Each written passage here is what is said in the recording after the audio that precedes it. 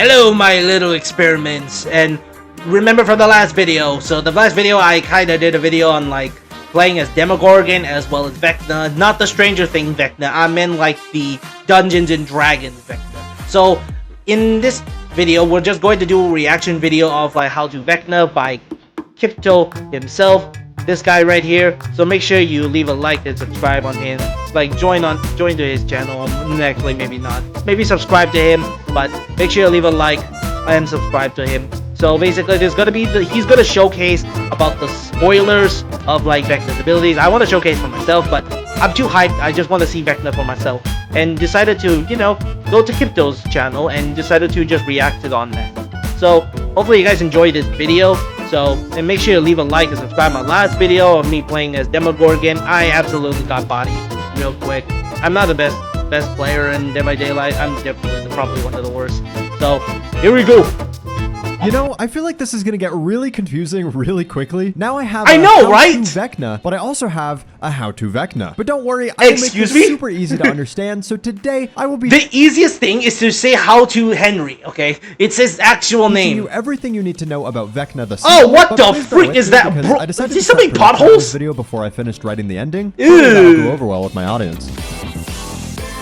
Hey yo, what are these dance moves? Hey yo, break it down, Vecna. Stranger Things edition.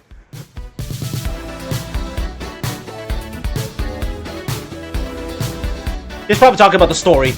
Vecna's real name is Henry Creel, and he was quite the troubled kid. As one does, he discovers that he has the ability to move clock hands with his mind and can cause people to hallucinate. So he starts to experiment with these abilities by torturing small animals and forcing his parents to willingly play Dead by Daylight. He tortures his mother with an endless loop of playing against the trickster, which causes her to be so miserable that she rises into the air and provides the mocap for his Moran DVD. His dad was blissfully unaware that Henry did this and assumed it was some invisible demon, so he tried to run out the door with the kids, but steps into his own memory of the past. Henry is forcing him to relive this horrible memory. And this is some Pennywise ass shit. Distracted, but the exertion of his energy. I wouldn't blame the dad. Collapse, and when the I think it will be a demon. Like his dad had murdered the family. So his dad gets arrested, and this event piques the interest of Dr. Brenner, who takes Henry to Hawkins' lab to be studied. He became the first not the lab, bro. Subject 1. Hence why he is called the first in DBD, which is ironic considering he's actually the second in DBD. So he's the first and the second, but simultaneously neither the first nor the second. Anyway, Dr. Brenner studies him and figures out a way to... No, you can't put him as the first. I would have called him the mind fucker or something. Dampen his power with Elon Musk's Neuralink chip. He then begins experimenting on others in hopes of creating an army of powerful children. I really don't know why he put in so much effort when he could have just gotten plenty from DBD Twitter or the US government, but I guess 11 is one of those children, and Henry, now all grown up, recognizes her power and sees that she's different from the others. He tricks her into thinking he's a friend and convinces her to use her powers to remove his chip. Once she does, Henry gains his full powers back, and 11 realizes her mistake once he brutally kills the guards and other test subjects. But when he tries to and that's how the Dead by Daylight map happened. In a fit of rage, she uses the force so well that it opens a portal to the Upside Down, and he disintegrates into it. Within this dimension, he becomes part of the hive mind and slowly transforms into Vecna, gaining multiple abilities in the process. He can use vines to do powerful things. He has extremely strong telekinesis abilities, but strongest of all, he has the overpowered ability to create mass hysteria on Twitter. Not the mass hysteria shit! I had to delete my Twitter account. Vecna 2 Electric Boogaloo is a surprisingly simple killer that's very easy to understand, which is perfect for a noob like you. His first attack that you will use most often is his Vine attack, which is a ranged AoE attack with a surprising amount of range. However, this doesn't damage survivors, yet. Similar to other killers such as Nemesis or Crossu, you essentially need to infect survivors first before you get to your true attack. So he's a ranged Nemesis. Attack, they gain 1 token on the meter of their HUD. As soon as they gain 2 tokens, then your ability actually starts. A clock will chime, everything will turn red, and a timer at the top of your screen will begin. You have now entered World Breaker mode until the timer at the top finishes. While in World Breaker mode, your attacks will actually deal damage, which is extremely deadly if you're able to zone survivors into ideal positions. But this Vine attack isn't the only ability that you have. Every once in a while, you can traverse the Upside Down, which is essentially just a mobility option for you. It's really nice to get around the map, especially because you can phase right under. He just becomes Venom from Marvel Rivals. However, when you come out of the Upside upside down, a large radius begins to pop out of the ground. He becomes Marvel Rivals this Venom. Will injure or even down survivors. If you start coming out of the ground when you're right below the survivor, you'll get a hit more often than not. But if you hit a survivor with this while you're not in World Breaker mode, it infects the survivors immediately with 2 tokens, which will immediately start World Breaker. So the gameplay loop boils down this to is a clutch in World Breaker mode as okay, that ability would probably be either the most powerful or either the most suckiest if you don't know how to use him. Like, I believe that if people have seen this coming, they definitely would just run as fast as they can and then just dodge the attack. But I don't know, maybe the radius is big enough. Much as possible so you can get easy hits. I like how he just upside downs the word that readjusts it upside down. Considering this is a demon child who's now an adult, I'm sure you can imagine that he has a ton of strengths. If you want to be good at this killer, you need to take advantage of these. Windows and pallets. That's right, the 2 resources that survivors have to counter this killer doesn't counter this killer. In fact, they help you. If there's ever a survivor going toward a window or a pallet, that is the perfect opportunity to put your vines on them since they're stuck in an animation. You're pretty much guaranteed a hit if you aim your vine properly. Walls. Although you'll lose line of sight of the survivors, you can still use your ability through walls, which is extremely useful for prediction shots. He's gonna be the same thing as freaking Pyramid Head. You need to like have the perk that Ghostface have to see through walls. Yeah, that's the only thing that this guy will be strong. The hits I get as this killer are through walls, since survivors can't see that you're aiming your ability. Plus, there are certain perks that I'll talk about later on this list that are super He's definitely gonna talk about the Ghostface perk. Map knowledge. This is an absolute necessity to play this killer at max potential. If you're going for long-range shots or prediction shots through walls, you have to understand the layouts of maps and their respective tiles. The more map knowledge you have, the more you understand where survivors tend to path toward, even if you can't see them. What was that levitation? The amount of hits that you will get. Mobility. Although his mobility isn't as strong as other killers since the cooldown is so long, it's still a great option whenever you do have it. I found that you pretty much want to use it as soon as it goes off cooldown, unless you're in a chase or are briefly saving it for a very specific purpose. Zoning. This is by far his biggest strength. Once survivors start to learn how to counter this killer, they're gonna start juking your vines similar to how they play against Pyramid Head or Deathslinger. This is super beneficial to you since the slowdown for canceling your vines isn't that significant, so you can bait people into losing a ton of distance. Snowball potential. This is what killers need. They need to like have the instant ability to cancel their ability. Nemesis does not have this shit. He has an animation that takes us 1 second, then after that he goes back to normal. That's so annoying. You can use your vine attack so frequently, it's very easy to snowball pressure by getting multiple injuries and downs in quick succession. Range. As mentioned earlier, you have a surprising amount of range with his vine attack. So oh, wait, I'm just thinking about this one thing. Bro, imagine equipping the perk that, the Vecna, not the Stranger Thing ones. I meant like the D&D Vecna. Dungeons and Dragons Vecna. So like, I think Dungeons and Dragons had, and Vecna had this perk that when someone drops something, they like shows a aura. Like, basically the items become aura tracking. Bro, that would be so broken with this Vecna. Or the first. You can hit some crazy shots. Many of these shots are so powerful that survivors can't take it and disconnect from the game. Mini-Mori. If you use a special attack to down a survivor that is on death hook and has max tokens, you'll cause them to float in the air, and you can do a Mini-Mori to instantly eliminate them from the match. Perk synergies. I've actually kind of struggled to find perk synergies that perfectly match with this killer's power. So he's Pyramid Head. Lots of experimenting. Here are my absolute favorites. In my opinion, the best builds by far. It's aura reading. Build. Yes, I knew it. Hits through walls very easily. It's so good with aura readings. So perks such as Predator, I'm All Ears, Floods of Rage, I knew it. Calling, I knew it. Pursuer, etc. are extremely useful on him, as I'm sure. Like out of all these perks, the Ghostface, the fifth one, yeah, that's gonna be broken. The Nurse's Calling, it also could be broken, but that depends on if you have Undetectable. Because I believe if anyone is healing, they're gonna run away as soon as they hear the terror radius. Leave the Pursuer only for good support aura, but that's about it.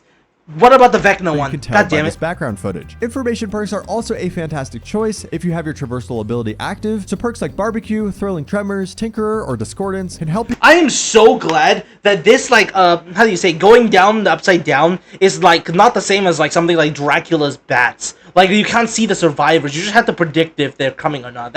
This, at least you can see the survivor. That is so good. You know exactly where to go while in the upside down. I also found batteries included to be a nice addition because it gives you 5% haste if you're within 16 meters of a completed gen, and since Vecna moves at 4.4 meters per second rather than the standard 4.6 meters per second, having some extra speed in chase can Wait, he's slower? Oh, hell no. Hesitation is a great option because of his snowball potential, and if you really want to, you can pair it with Infectious Fright, so survivors in your terror radius will scream when you down a survivor. Force Hesitation causes nearby survivors survivors to move slower whenever you get a down, which makes it not only easier for you to catch up to them, but it also makes it more difficult for them to dodge your attacks. Oh my god, bro, this guy would be the absolute... he's basically Pyramid Head. I'm sorry, he's basically the same as Pyramid Head combined with Dracula, with a slight bit of Dracula. He just gets the Pyramid Head spikes, and then like he's partially Nemesis to infect others, and then he just straights up like, I don't know, mini Morty's them. He's a bit like Vecna from the, you know, the D&D ones. So he's like a combination of like mostly Pyramid Head, and then like a bit of Dracula, a bit of Vecna, and a bit of Nemesis. Bro, 4 killers in 1.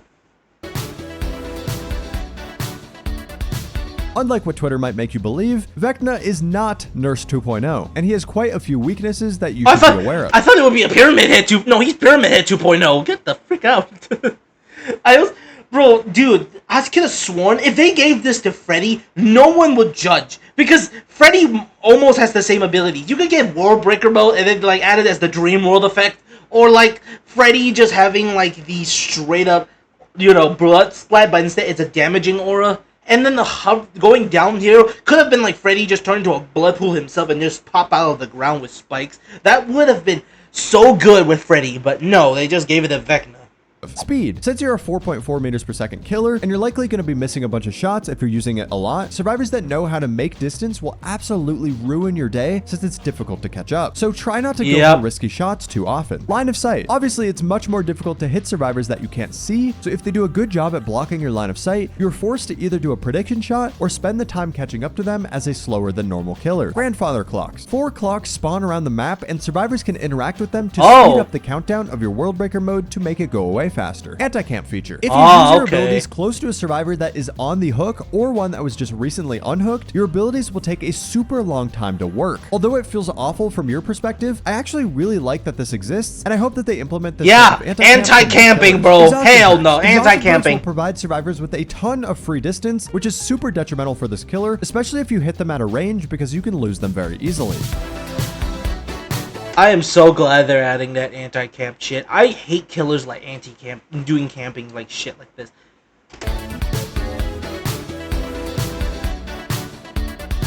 There are actually a ton of add-ons that can completely change the way you play this character, which I really love. Most of his add-ons have completely unique effects rather than just being general number changes, which is such a nice change of pace. Here are the ones that I personally find to be good and worth bringing. Stained Glass Mural reduces your traversal cooldown by 12 seconds whenever you break a pallet or breakable door, and anything that allows you to get your mobility power back faster is great, especially because this is a brown add-on. Shattered Wrist Pocket breaks any downed pallets and damages generators if they're within your blast when you emerge from the ground. Although this is fairly situational, it is a decent passive effect for a brown add-on. Smashed Cassette Deck is a really good green. It starts every survivor off with 1 token of infection, which is really useful because this means you only have to hit a survivor once with your Vine attack to start your World Breaker mode. It also removes one of the grandfather clocks from the map, making it less likely that survivors will use them. That is my favorite. That is the most used. I gotta admit, that's the most used, bro. Add-on to pair with an aura reading build, especially with Lethal Pursuer, because it shows you the auras of any survivor you hit with your Vine attack for 1.5 seconds if you are not in World Breaker mode. This is really useful because the aura makes it much easier to hit a second Vine shot to actually get into your World Breaker mode. And if you pair it with Lethal Pursuer, you see their aura for 3.5 seconds instead of 1.5. I definitely know that a lot of Vecnas are going to be like having aura reading builds, so the best thing to do is never to loop around Vecna. Don't loop. He's going to just take his time taking shots at you. So don't. 1.5 seconds. Bloody Roller Skates is also a great add-on because it gives you 2 Oh my...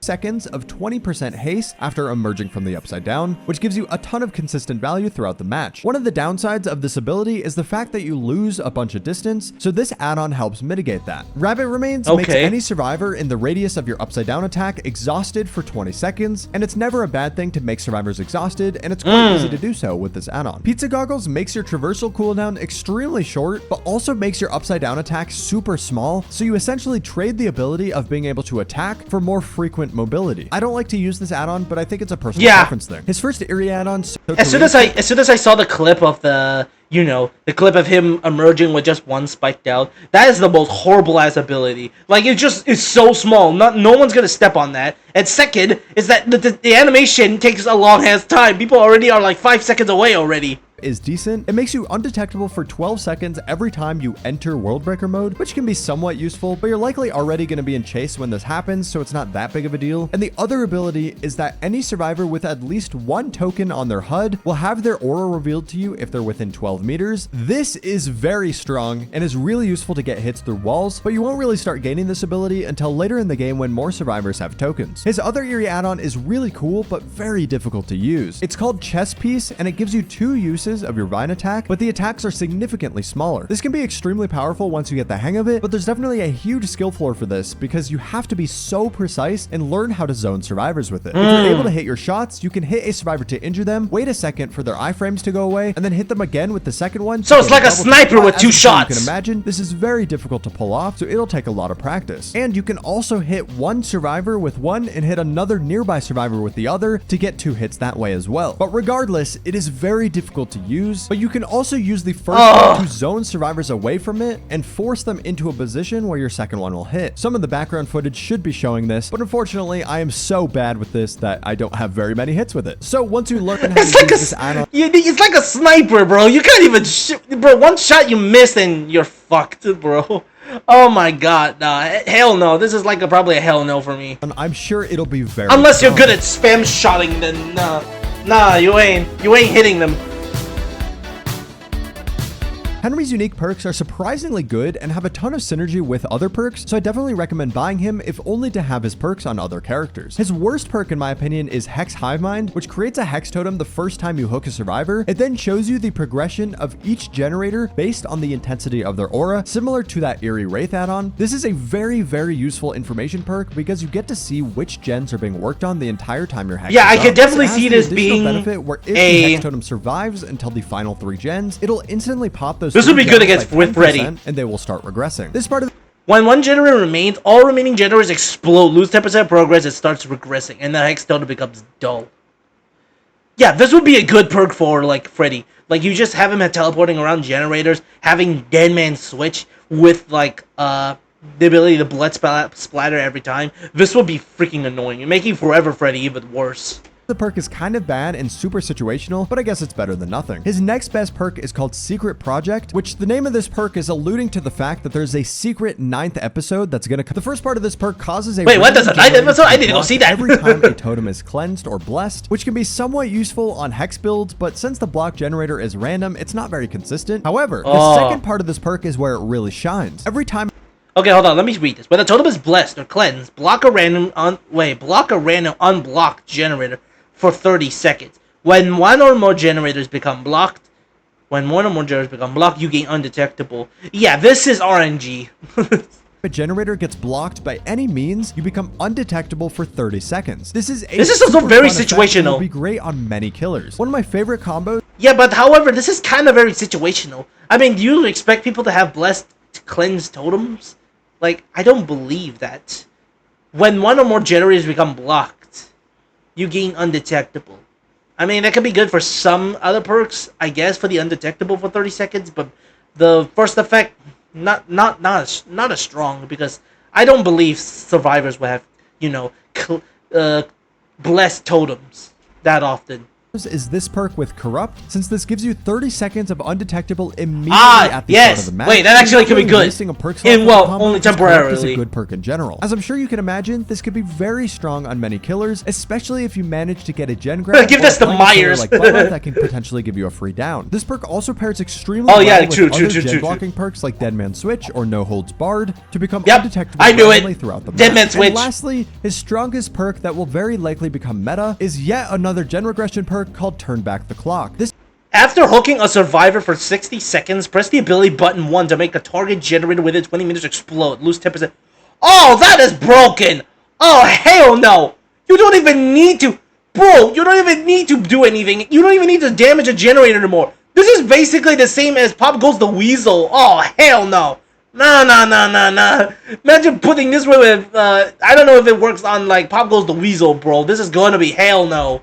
This is pop and pain res if they had a baby. After hooking a survivor, it becomes active for 60 seconds, and during this time, if you're close to a generator and have direct line of sight to it, you can press the active ability button to instantly pop that gen for 10% and cause it to start regressing. This is strong because you can damage a gen of your choice without really having to go out of your way, so it removes the decision of, do I kick this gen or do I chase the survivor that was working on it? Yeah! And it allows you to do both. Plus, passively being able to regress gens is always a useful effect. If you enjoyed this video or found it helpful, drop a like and comment hell no to see next. YouTube. Oh hell no, bro. That perk. Yeah, I agree. That perk is gonna be meta, bro. No, bro. You can't just. Nah, bro. You can't even just like regress 10%. That's a big number. 10% is actually pretty big for something like that. Imagine merging with Pop Goes the Weasel. Absolute straight up just gonna be toxic as freak. Or imagine like it block. Or just imagine like you damage a generator while having the ability of Dead Man Switch. Absolute scrap.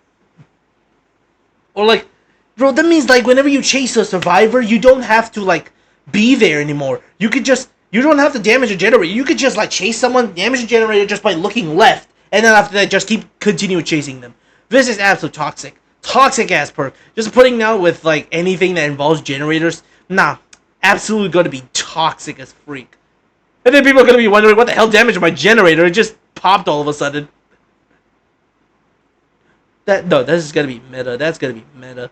So either way, guys, that was how to Vecna from Crypto himself. He gave us good advice on like how to play as Vecna. I probably would get him just because I'm a big Stranger Things fan, and I definitely want to see more of this. So, and also he said about a secret episode. I actually want to watch that shit. Hold up. I want to go watch it. It's probably gonna be something good, man. So hopefully you guys enjoyed this video. Make sure you like and subscribe. I kind of like Crypto's videos. Maybe I'll do a reaction video of all the killers. Maybe he'll give me good advice on how to play killers better. So, hope you guys enjoy. See you next time. The experiment ends today.